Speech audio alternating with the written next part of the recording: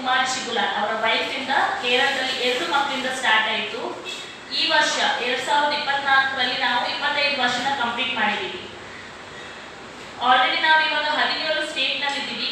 ಕರ್ನಾಟಕ, ಕೇರಳ, ತಮಿಳುನಾಡು, ಗೋವಾ, ಪುದುಚೇರಿ, ಡೆಲ್ಲಿ, ಮಹಾರಾಷ್ಟ್ರ, ಗುಜರಾತ್, ಹಾಗೆ ಜಾರ್ಖಂಡ್, ಉತ್ತರ ಪ್ರದೇಶ್, ಹಿಮಾಚಲ್ ಪ್ರದೇಶ್, ಪಂಜಾಬ್, ಈ ಎಲ್ಲ ಸ್ಟೇಟನ್ನ ಸೇರಿ 17 ಸ್ಟೇಟ್ ಅಲ್ಲಿ ಇದ್ದೀವಿ. 2024ರಲ್ಲಿ ನಾವು 2 ಹೊಸ ರಾಜ್ಯಗಳಲ್ಲಿ ಶುರು ಮಾಡಿದ್ವಿ.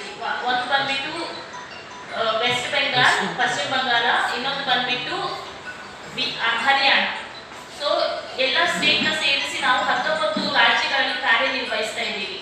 ಸೊ ನಮ್ಮಲ್ಲಿ ಇವಾಗ ಟೋಟಲ್ ಆಗಿ 7,700 ಸ್ಟೂಡೆಂಟ್ಸ್ ಸ್ಕಾಲರ್ಶಿಪ್ ತಗೊಳ್ತಾ ಇದ್ದಾರೆ. ಇದು ಬಂದ್ಬಿಟ್ಟು ಸ್ಟೂಡೆಂಟ್ಸ್ 7,700 ಸ್ಟೂಡೆಂಟ್ಸ್ ಇದ್ದಾರೆ. ಟೋಟಲ್ ಆಗಿ ನಾವು 1999ರಿಂದ ಇಲ್ಲಿ ತನಕ ನಾವು 41,000 ಸ್ಕಾಲರ್ಶಿಪ್ ನ ಪೇ ಮಾಡಿದ್ದೀವಿ.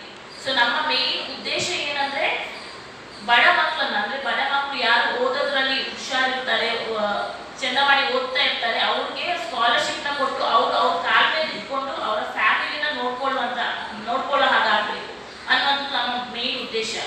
ಬರುವ 5ರಿಂದ 7 ವರ್ಷಗಳಲ್ಲಿ ಪ್ಯಾನ್ ಇಂಡಿಯಾ ಲೆವೆಲ್ ಎಲ್ಲ ರಾಜ್ಯಗಳನ್ನ ಕವರ್ ಮಾಡಿಬಿಟ್ಟು 1 ಲಕ್ಷ ಸ್ಕಾಲರ್ಶಿಪ್ ನ ಕೊಡುವಂತ ಗುರಿಯನ್ನ ಹೊಂದ್ಕೊಂಡಿದ್ದೀವಿ. ಸೊ 2024ನೇ ಸಾಲಿನ ಕರ್ನಾಟಕ ಸ್ಕಾಲರ್ಶಿಪ್ ಓಪನ್ ಆಗಿದೆ ಮಕ್ಕಳಿಗೆ. ಸೊ ಎಲಿಜಿಬಿಲಿಟಿ ಕ್ರೈಟೀರಿಯಾ ಏನೇನು, ಯಾವ ಮಕ್ಕಳು ಅಪ್ಲೈ ಮಾಡ್ಬೋದು ಅಂದ್ರೆ 90% ಅಥವಾ ಅದಕ್ಕಿಂತ ಮೇಲೆ ಇರುವಂತ ಮಕ್ಕಳು ಯಾರು 2024ನೇ ಸಾಲಿನಲ್ಲಿ 10ನೇ ತರಗತಿಯಲ್ಲಿ 90% ಮತ್ತೆ ಅದಕ್ಕಿಂತ ಮೇಲೆ ಅಂಕ ಪಡೆದಿರ್ತಾರೆ ಅವರು, ಮತ್ತೆ ಇನ್ಕಮ್ ರೇಂಜ್ ಬಂದ್ಬಿಟ್ಟು 2 ಲಕ್ಷದ ಒಳಗಡೆ ಇದ್ದವರು. ಅದಾದ್ಮೇಲೆ ಅವ್ರು ಅಪ್ಲೈ ಮಾಡ್ಬೇಕಾದ್ರೆ ಅವರ ಮಾರ್ಕ್ ಶೀಟ್, 10ನೇ ತರಗತಿಯ ಮಾರ್ಕ್ ಶೀಟ್, ಇನ್ಕಮ್ ಸರ್ಟಿಫಿಕೇಟ್ ಮತ್ತೆ ಒಂದು ಫೋಟೋಗ್ರಾಫ್ ಅವರು ಅಪ್ಲೈ ಮಾಡಬೇಕಾಗುತ್ತೆ. ಸ್ಕಾಲರ್ಶಿಪ್ ಅನ್ನುವಂಥದ್ದು ಓಪನ್ ಆಗಿರುವಂಥದ್ದು May 16, 2024ರಲ್ಲಿ. ಲಾಸ್ಟ್ ಡೇಟ್, ಕೊನೆ ದಿನಾಂಕ ಬಂದ್ಬಿಟ್ಟು 30 ಜೂನ್ 2024.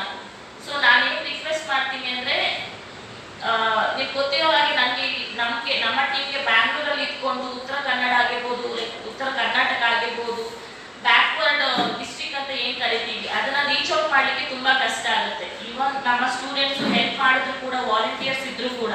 ಸೊ ನಾನೇನ್ ರಿಕ್ವೆಸ್ಟ್ ಮಾಡ್ತೀನಿ ಅಂತಂದ್ರೆ, ಸೊ ಎಲ್ಲ ಕಡೆಗೂ ನಮ್ಮ ಇವಾಗ ಏನು ನ್ಯೂಸ್ ನ ಕೊಡ್ತಾ ಇದ್ದೀವಿ ಅದನ್ನ ದಯವಿಟ್ಟು ಎಲ್ಲ ಕಡೆನೂ ಪ್ರಕಟಣೆ ಮಾಡಿಬಿಟ್ಟು ಹಂಚ್ಕೊಂಡು, ಸೊ ನೀಡಿ ಸ್ಟೂಡೆಂಟ್ಸ್ ಯಾರಿರ್ತಾರೆ, ನೀಡಿ ಮತ್ತೆ ಎಲಿಜಿಬಲ್ ಸ್ಟೂಡೆಂಟ್ಸ್ ಯಾರಿರ್ತಾರೆ ಅವ್ರಿಗೆ ದಯವಿಟ್ಟು ಈ ಮಾಹಿತಿ ಶೇರ್ ಆಗೋ ತರ ನೋಡ್ಕೊಳ್ಳಿ ಅಂತ.